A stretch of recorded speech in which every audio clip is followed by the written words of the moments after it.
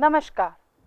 आज हम NCERT द्वारा कक्षा 2 की हिंदी विषय के लिए निर्धारित पाठ्य पुस्तक रिमझिम भाग 2 के पाठ 7 मेरी किताब का अध्ययन करेंगे। माँ ने वीरू को एक संदेश देकर अपनी बहन के पास भेजा। मौसी ने प्यार से वीरू को अंदर बुलाया और बैठक में ले गई। माँ ने समाचार देकर अपनी बहन के पास वीरू को भेजा। जब वीरू मौसी के पास गई तो मौसी ने प्यार से वीरू को अंदर बुलाया और बैठक में ले गई। बैठक वह कमरा जहाँ पे हम मेहमानों को बैठाते हैं। बैठक में कदम रखते ही वीरू अचरज से ठिठक गई।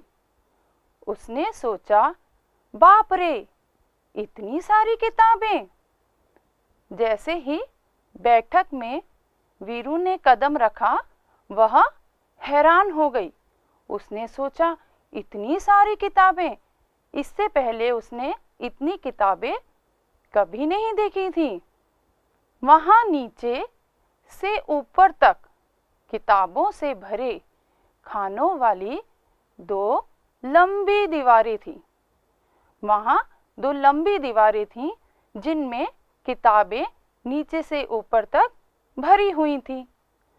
वह आंखें फाड़े देखती रही। वीरू हैरान हो गई थी और वह आंखें फाड़े किताबों को एकटक देखती रही।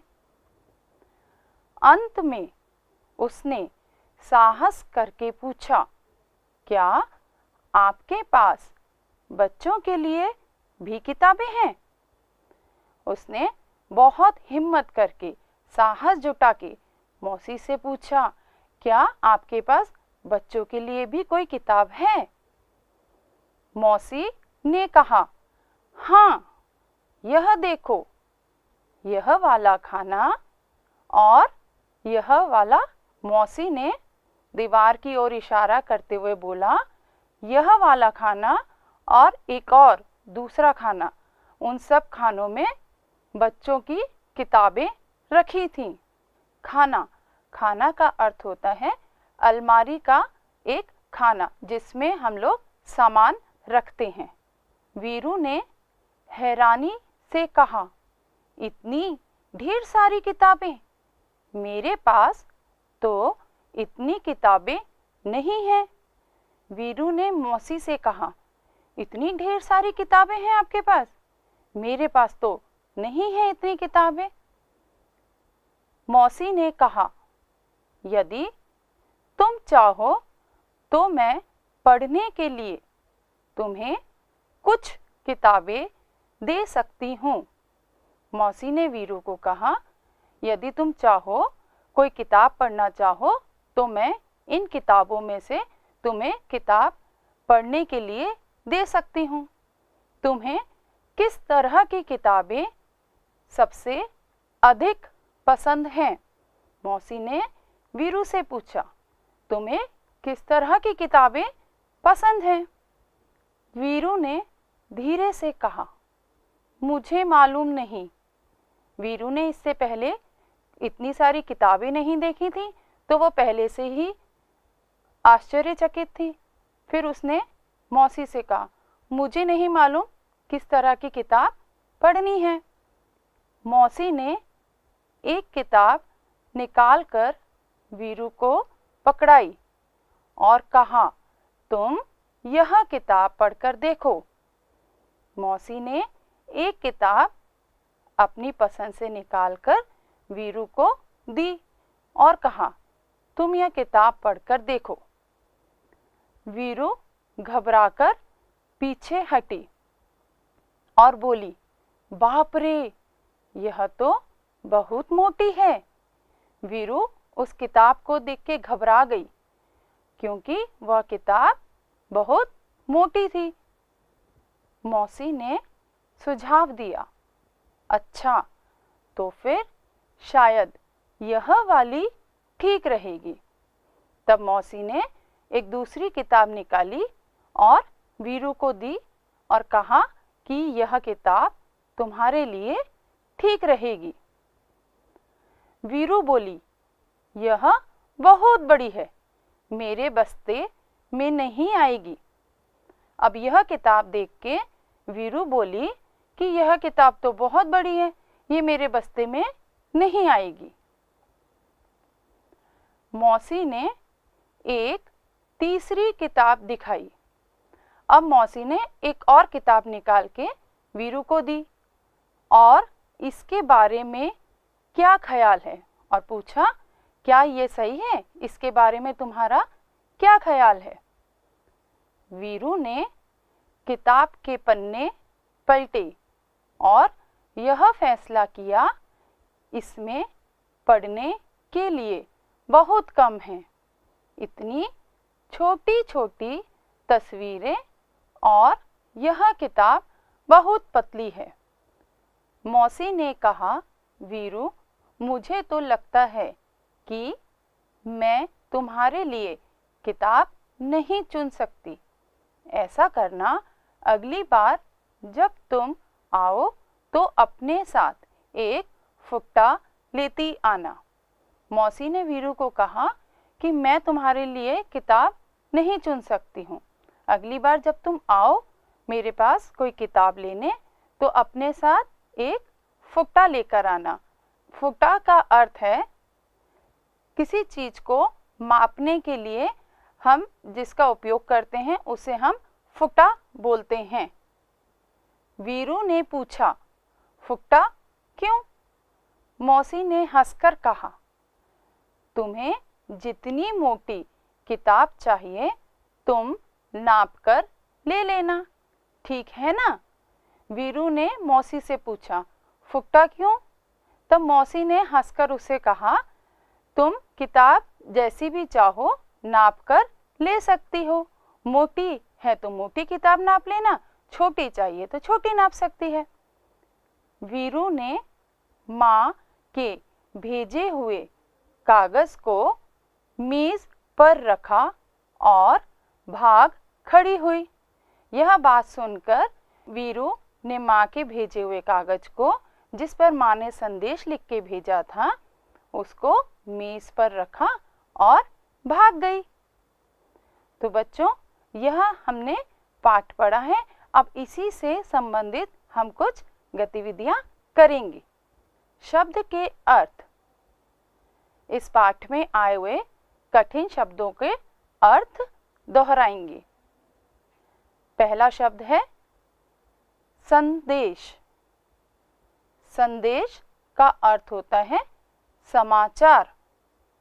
संदेश का अर्थ होता है समाचार। अचरज। अचरज, अचरज का अर्थ होता है हैरानी। अचरज मतलब हैरानी। ठिठक जाना।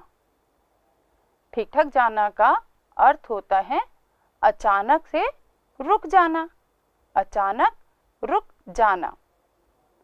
फुट्टा। फुट्टा मतलब माप करने वाला पैमाना, जिससे हम कोई भी चीज माप सकते हैं।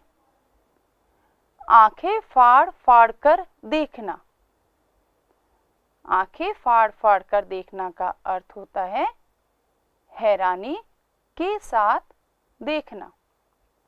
अगला शब्द है बैठक। बैठक का अर्थ होता है मेहमानों के लिए बैठने का कमरा। तो हम अपनी अगली गतिविधि के लिए चलते हैं। गतिविधि 1, प्रश्न अभ्यास। इस पाठ के आधार पे हम कुछ प्रश्नों के उत्तर ढूंढेंगे। प्रश्न, माँ ने वीरू को किसके पास भेजा? तो बच्चों, आपने पाठ पढ़ा है, आप मुझे बताएं इसका क्या उत्तर होगा? शाबाश। माँ ने वीरू को एक संदेश देकर अपनी बहन के पास भेजा।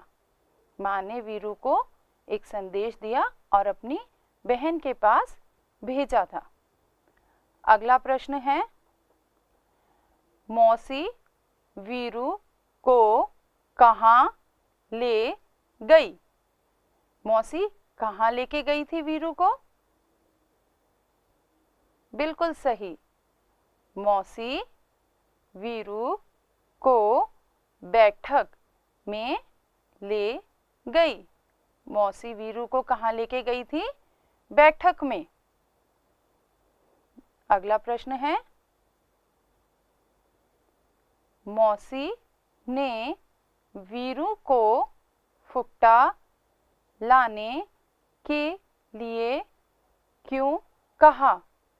मौसी ने वीरू को फुट्टा लाने के लिए क्यों कहा था? बिल्कुल सही, मौसी ने वीरू को किताब मापने के लिए फुट्टा लाने को कहा। जब वीरू हैरान हो गई थी इतनी सारी किताबें देख के, तब मौसी ने वीरू को उसकी पसंद की किताब मापने के लिए फुट्टा लाने को कहा। प्रश्न अभ्यास के बाद हम दूसरी गतिविधि करेंगे। गतिविधि 2, बातें किताबों की। बाप रे, इतनी किताबें! तो आप सोचो और मुझे बताओ, यह शब्द किसने कहे थे और क्यों? बिल्कुल सही, यह वीरू ने कहा था। और इसलिए कहा था क्योंकि वह इतनी सारी किताबें एक साथ देखकर बहुत हैरान हो गई थी। प्रश्न 1, क्या तुमने भी बहुत सारी किताबें एक साथ देखी हैं और कहाँ? तो आप बताइए, आपने भी क्या इतनी सारी किताबें कहीं देखी हैं एक साथ और कहाँ देखी हैं? आपने बाजार में भी देखी होंगी इतनी सारी किताबें, और पुस्तकालय में भी इतनी सारी किताबें आपने देखी होंगी। आपको पता है बच्चों, पुस्तकालय कौन सी जगह होती है? पुस्तकालय वह जगह है जहाँ बहुत सारी अलग अलग तरह की किताबें रखी जाती हैं। अब हम एक और गतिविधि करते हैं। यहाँ कुछ किताबों के पन्नों के चित्र दिए हैं और उनके नाम लिखे हैं। तुम इनमें से कौन सी किताब पढ़ना चाहोगे और क्यों? यहाँ पे देखिए कितने रंग बिरंगे चित्र हैं। इन किताबों के चित्रों को देखें और बताएं आप कौन सी किताब पढ़ना चाहोगे। पहली किताब है, नाम था उसका आसमानी। चित्र को देखो, इसमें आसमानी रंग का चित्र है और एक मछली की तस्वीर है, जिससे हमें समझ आता है कि यह किसी मछली की कहानी होगी। अब आप दूसरा चित्र देखो। दूसरी किताब का चित्र है बजती गेंद। हमें यह चित्र देखकर समझ आता है कि इस बच्चे के हाथ में गेंद है जो कि गिरने पे आवाज करती होगी। तीसरी किताब का नाम है किसना। इस किताब के पन्ने के चित्र में एक लड़के का चित्र है। इस लड़के का नाम है किसना और इसी पे आधारित यह किताब है। चौथी किताब का चित्र देखो, बंटू मेरा दोस्त। यह चित्र देख के हमें समझ आता है कि यह दो दोस्तों की कहानी है, जिसमें से एक का नाम है बंटू। अब आप देखें इनमें से आपको कौन सी किताब आकर्षित कर रही है और कौन सी किताब आप पढ़ना चाहेंगे? देखो और सोचो। अब हम अपनी अगली गतिविधि के लिए चलेंगे। गतिविधि 3, नाप तौल। अलग अलग चीज़ों को नापने या तौलने के लिए अलग अलग चीज़ों का इस्तेमाल करते हैं। तुम नीचे दी गई चीज़ों को किन चीज़ों से मापोगे? आप नीचे ये जो चित्र दिए हैं इन्हें ध्यानपूर्वक देखें। पहला चित्र है कपड़े का, दूसरा चित्र है पानी,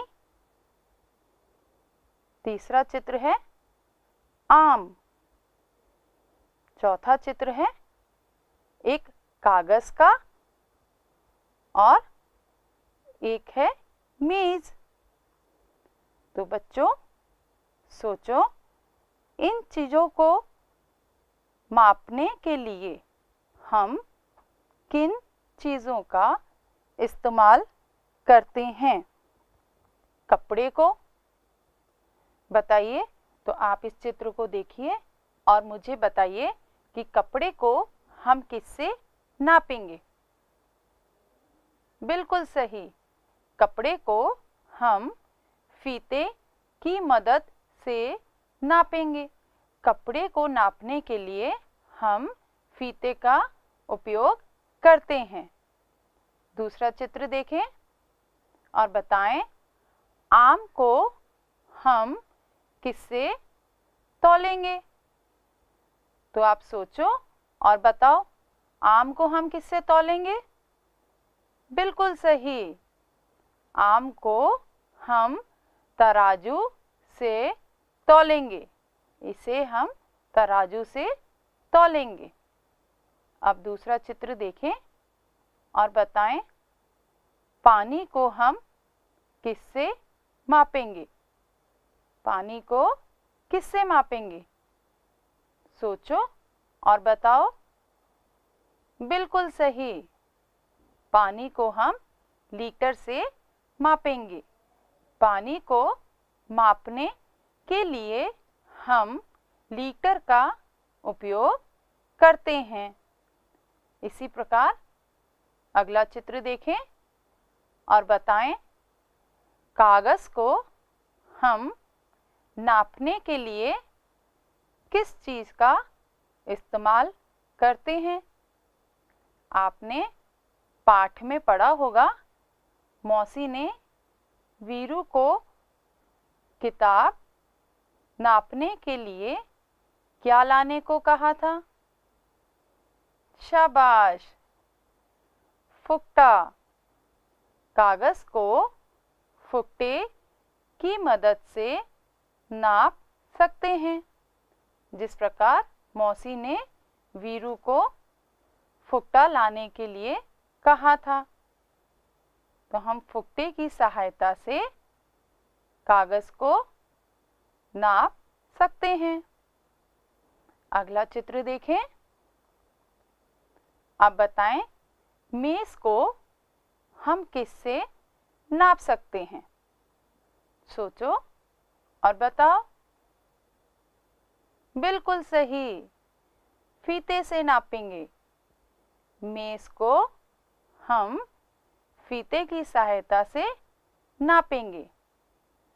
तो बच्चों, आपने देखा हम किस प्रकार अलग अलग चीज़ों को नापने या तौलने के लिए अलग अलग चीज़ों का इस्तेमाल करते हैं।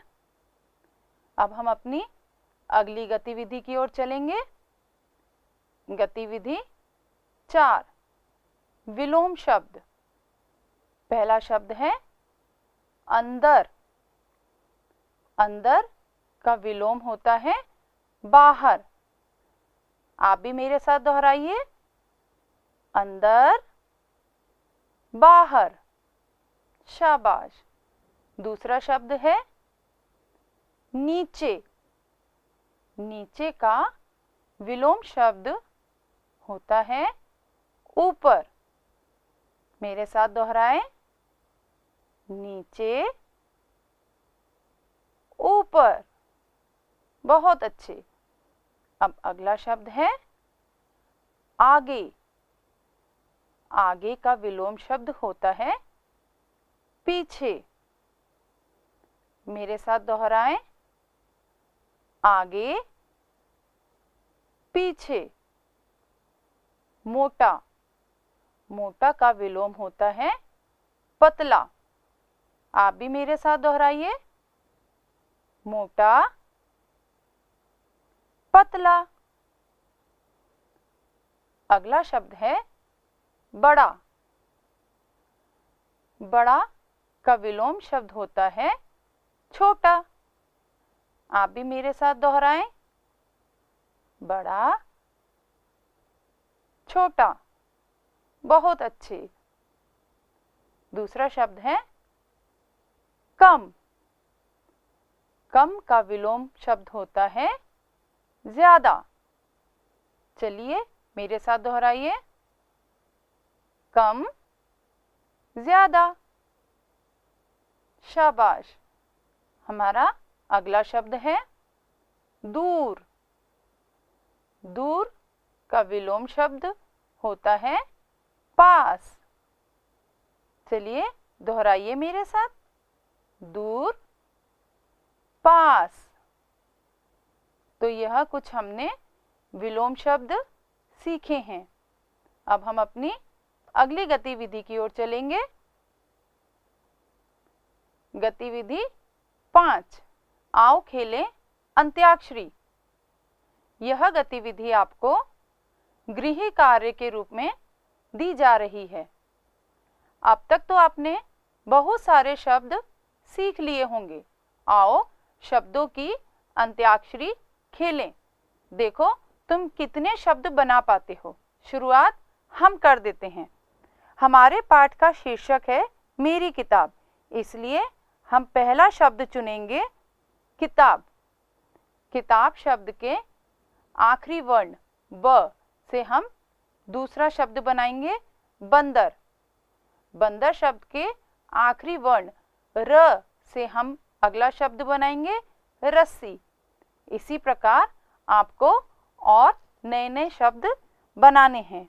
आप अपने दोस्तों के साथ अंत्याक्षरी खेलें एवं नए नए शब्द बनाना सीखें।